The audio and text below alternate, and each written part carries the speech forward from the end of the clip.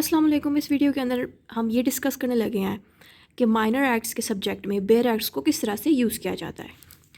तो मैं इन दो बुक से पढ़ रही हूँ, जिसमें पहली बुक जो है एन सीरीज़ की है, दूसरी जो है बेयर एक्ट्स की बुक है। और ये जो सब्जेक्ट है इसका नाम है माइनर एक्ट्स। एन सीरीज़ मैं इसलिए यूज़ करती हूँ क्योंकि एन सीरीज़ आपको एक पैटर्न प्रोवाइड करता है कि आपको एग्ज़ाम में किस तरह से क्वेश्चन को अटैम्प्ट करना है। बेयर एक्ट्स को किस तरह से आप इस के अकॉर्डिंग लिख सकते हो, यानी कि इसके अकॉर्डिंग इसमें ऑब्वियसली रिटन नोट्स ही होते हैं। अगर आप इसमें से एनसीटी से देख के या किसी भी बुक से देख के अपने नोट्स बना रहे हो तो उन नोट्स में बेयर एक्ट्स को किस तरह यूज़ किया जाएगा। और ये जो नोट्स की बुक है, एक तरह से मैं इसको बुक नहीं कहती, मैं इसको एक तरह से एक नोट बुक कहती हूँ कि इसमें आपको रिटन हर चीज़ मिल जाती है। तो इन नोट्स के अंदर या जो भी आपके पास नोट्स हैं उनमें बेयर एक्ट्स को यूज़ कैसे किया जाएगा उसके बारे में हम पढ़ने लगे हैं। तो बेयर एक्ट्स इस तरह से दिखती है। ये आपको चैप्टर्स की शक्ल में नहीं मिलता जैसे हम नॉर्मली बुक्स में पढ़ते हैं।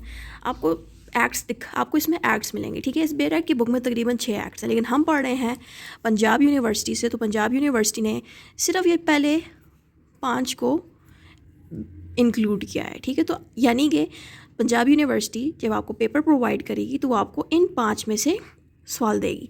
मेरे पास पेपर भी मौजूद है पिछले साल का, जो 2023 में जो हुआ था। ये 2023 का पेपर है, ठीक है। ये ब्लरी इसलिए है क्योंकि इसका मुझे कोई प्रॉपर पीडीएफ डॉक्यूमेंट नहीं मिला। ये किसी स्टूडेंट का पेपर है, इसलिए थोड़ा ये फेडेड है। ये 2023 यानी कि पिछले साल का पेपर है।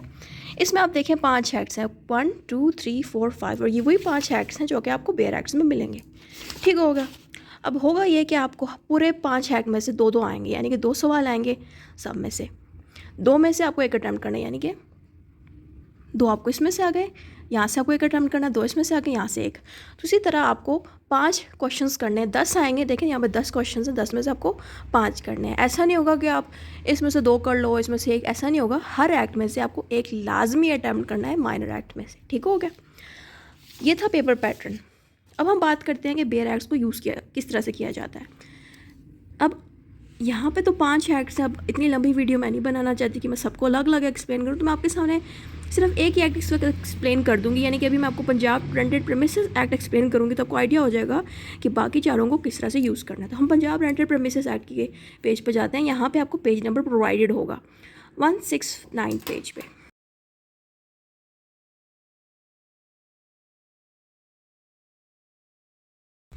यह है 169 पेज, जो पीछे इंडेक्स में लिखा हुआ था। यह है पंजाब रेंटेड प्रेमिसेस है। इस ऐड के अंदर क्या क्या चीज़ें मौजूद है, ये इसका कंटेंट है। ये सारा कुछ जितना भी लिखा हुआ है, इस सारा का सारा जो है इस ऐड के अंदर आएगा। अब यहाँ से इस पेज से ये ऐड शुरू हो रहा है, ठीक हो गया। ये इस तरह से दिखता है, सही हो गया। अब इसको यूज़ कैसे करना है, यहाँ पे मैंने कुछ नोट्स बनाए हैं। इस नोट से आपको आइडिया हो जाएगा कि यूज़ किस तरह से करना है। यहाँ हमारा पहला सवाल है creation of tenancy. Creation of tenancy में मैंने एक इंट्रोडक्शन दिया है, ठीक हो गया। इंट्रोडक्शन देने के बाद मैंने रेलेवेंट प्रोविजन, ये सारा कुछ वही है जो आपको एन सीरीज़ में या किसी भी गाइड बुक में मिल जाएगा। अब बेयर एक्ट्स को किस तरह यूज़ करना है आपको तरीका बताती हूँ। अब देखें, डेफिनेशन ऑफ टेनेंसी, ये वाला तो डेफिनेशन आपको खुद याद करनी पड़ेगी। अब यहाँ से आपको बेयर एक्ट्स की यूटिलिटी मिलेगी। अब यहाँ तक तो सारा कुछ आपको एन सीरीज़ में मिल गया, ठीक हो गया। अब ये वो चीज़ है जो बेयर एक्ट में आई हुई है। ये देखिए, meaning of tenancy chapter 2 section 2L में लिखा हुआ है। अब यहाँ पे आपको चैप्टर 2 एंड सेक्शन 2L ढूंढना पड़ेगा। ये रहा चैप्टर, ये तो चैप्टर 1 है। इस पर कौन सा चैप्टर था, ये है चैप्टर 2। सॉरी, मैंने मिस्टेकनली चैप्टर 2 बोल दिया। तो चैप्टर 1 सेक्शन कौन सा था, सेक्शन 2L। यहाँ पे आएगा चैप्टर 1, ये है सेक्शन 2L, ये सेक्शन 2 है। अब सेक्शन देखो, ये सेक्शन 1 है, ये सेक्शन 2 है। इसके बाद ना कोई सेक्शन नहीं आ रहा है। देखो यहाँ पे आके 3 सेक्शन शुरू हो रहा है, यानी कि जितना भी पीछे लिखा हुआ है सारा का सारा सेक्शन 2 है, ठीक हो गया। सेक्शन 2 यानी कि चैप्टर 1 सेक्शन 2, आगे क्या लिखा हुआ था, L। तो इसका मतलब ये है कि हमें L लेटर पे जाना है। चैप्टर 1 सेक्शन 2, आप मुझे बताएं L किधर लिखा हुआ है। ये लिखा हुआ है BCDEFGH। ये देखिए यहाँ पे आपको L मिल जाएगा। अब ये L के अंदर आपको सारी की सारी इसकी डेफिनेशन मिल रही है सेक्शन 2L की, ठीक हो गया। अब पेपर किस तरह से देना है, मैं आपको तरीका बताती हूँ उसका यूज़ कैसे करेंगे। आपने क्रिएशन ऑफ टेनेंसी का सपोज आपके सामने पेपर आ गया, आपने ये सवाल अटैम्प्ट किया क्रिएशन ऑफ टेनेंसी का, इसके इंट्रोडक्शन आपने ज़ुबानी याद कर लिया, रेलेवेंट प्रोविजन आपने ज़ुबानी याद किया। अगर आपको रेलेवेंट प्रोविजन नहीं आता तो आपने करना क्या है, बेयर एक्ट्स की बुक आपको वहाँ पे एग्जामिनर खुद प्रोवाइड करेगा, यानी कि ये बुक आपको एग्जामिनर खुद देगा यूज़ करने के लिए, ठीक है, पेपर के अंदर। जब आपको एग्जामिनर देगा तो आपने करना ये है, इंडेक्स पे जाना है, यहाँ पे फ़ौरन आपने एग्ज़ाम के अंदर पेज देख लेना, किस पेज पे ये एक्ट लिखा हुआ है, ये एक्ट लिखा हुआ है पेज 169 पे। पेज 169 जैसे ही आपने खोल लिया, आपने फ़ौरन क्रिएशन ऑफ टेनेंसी को ढूंढना है। अब जैसे मैंने 169 पेज खोल लिया, इसमें क्रिएशन ऑफ टेनेंसी आपको कहाँ दिख रहा है, ये यहाँ पे दिख रहा है। अब यहाँ पे आपको क्रिएशन ऑफ टेनेंसी के अंदर बहुत सारी चीज़ें मिल रही हैं। अब क्रिएशन ऑफ टेनेंसी किस रेलेवेंट प्रोविजन को डील करा है, किस, ये 5 to 10, यानी कि ये 5 to 10 ये पूरा का पूरा क्रिएशन ऑफ टेनेंसी को डील करता है।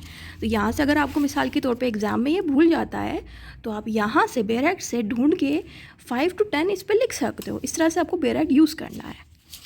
फिर हम नेक्स्ट पेज पे मूव ऑन करते हैं।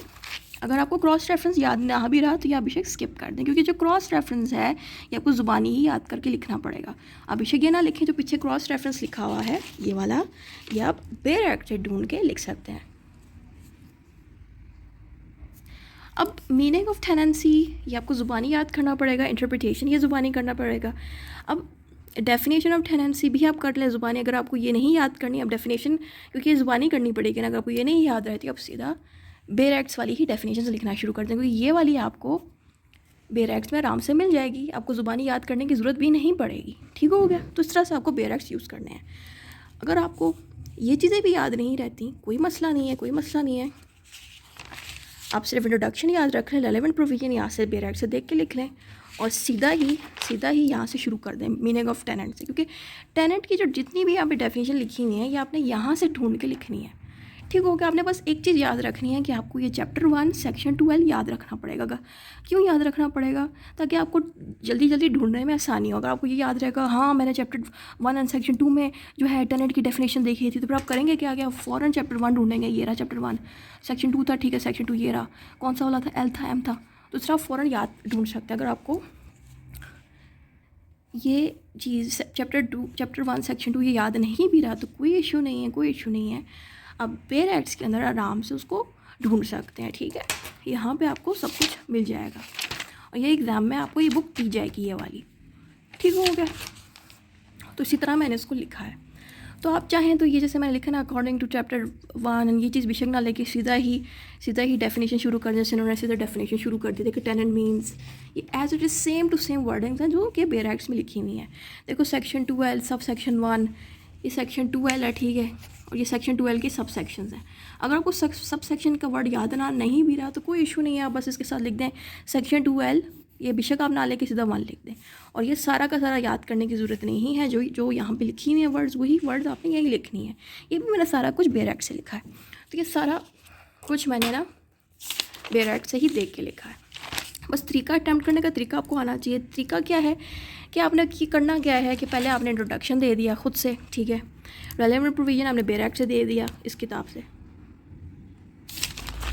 फिर आपने, अगर आपको ये याद भी नहीं रहता कोई इशू नहीं है, आपने बस एक चीज़ याद रखनी है कि आपको मीनिंग ऑफ टेनेंट की डेफिनेशन याद होनी चाहिए, मीनिंग ऑफ लैंडलॉर्ड की, मीनिंग ऑफ रेंट की और मीनिंग ऑफ टेनेंसी एग्रीमेंट। क्यों इनकी डेफिनेशन हेडिंग्स आपको याद रखनी पड़ेगी, इनकी हेडिंग्स, ताकि आप क्विकली अपने आंसर्स को फटाफट ना बेयर एक्ट से देख के लिख सको। अगर आपको हेडिंग्स याद रहेगी ना, फटाफट हेडिंग लिखोगे फिर आपको याद रहेगा हाँ लैंडलॉर्ड के बारे में लिखना था, लैंडलॉर्ड कहाँ पे है, फिर आप यहाँ पे आके बेयर एक्ट्स में ढूंढोगे कि लैंडलॉर्ड किधर लिखा हुआ है, अच्छा लैंडलॉर्ड किधर था आप ढूंढोगे, ठीक है। तो लैंडलॉर्ड का यहाँ पे मैंने लिखे हुआ है नाम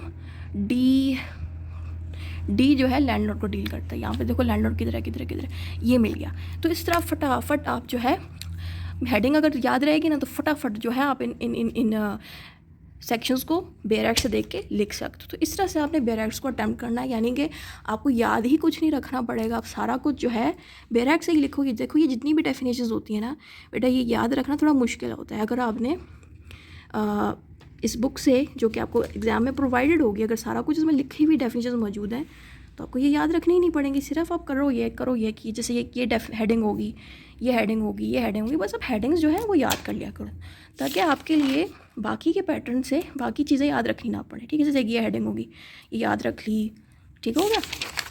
कुछ ज़रूरी हेडिंग्स हैं जो आप याद रखते हो, बाकी जितना कुछ भी है ये एनसीडी से मैंने लिखा है। अगर आपको ये सारी हेडिंग जैसे ये याद नहीं रहती, कोई मसला नहीं, आप सिर्फ इसके साथ लिख दो चैप्टर 2 सेक्शन 7(2), ये आपको यहीं पे सारा कुछ मिल जाएगा। ठीक है, चैप्टर 2 में क्या है, चैप्टर 2 में जनाब क्रिएशन ऑफ टेनेंसी है। मैं चैप्टर 2 का सेक्शन 7 पढ़ी हूँ, तो सेक्शन 7 में क्या लिखा है, सेक्शन 7 जो है पेमेंट को डील करता है। तो पेमेंट को डील करते उसके इसका सब सेक्शन में ये है, इसकी ये है, ये तो जो कुछ भी आपको सारा कुछ सारे जवाब इस बुक में मौजूद हैं। तो अपने पास उन जवाब को ऐसे नहीं उठा के लिखना, थोड़ा तरीके से लिखना। किस तरह से, ये देखो ये सेक्शन 7, ये देखो मैंने इस तरह से लिखा है।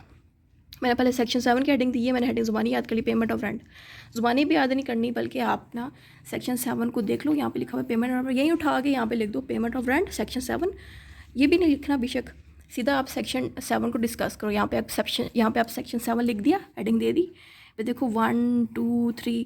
अब इनको आप खुद से ना कोई भी आपको हेडिंग अच्छी लगे कुछ भी लिख देना। यहाँ पे चैप्टर 2 सेक्शन 7(1) इस तरह लिख दो।